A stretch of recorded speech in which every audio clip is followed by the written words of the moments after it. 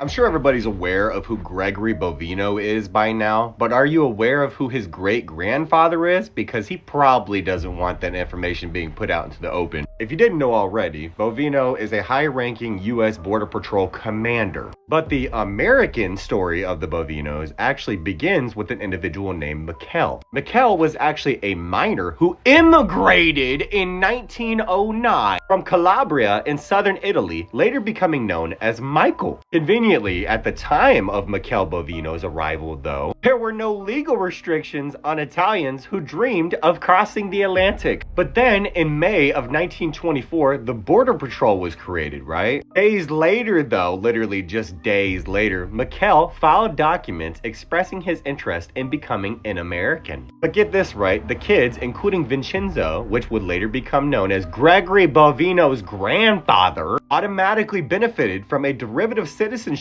law for minors. So an individual whose great-grandfather and technically grandfather was an immigrant just so happened to end up being an ICE commander. Okay, got it. And don't get me started how in 1981, Gregory Bovino's father, aka Mike Bovino, killed a young woman after drunkenly, might I mention, crashed his truck into her car. And of course, Bovino was uninjured, but as for Janie Mae Mitchell, who was 26 at the time of her death, and her husband, Larry Dean Mitchell, which was 29 at the time of which he just so happened to miraculously survive, was seriously injured in the wreck. And can you guess what happened to Bovino? He spent 4 months locked up after admitting that he had 2, maybe 3 six-packs of beer. I wonder what the right would have to say about this one.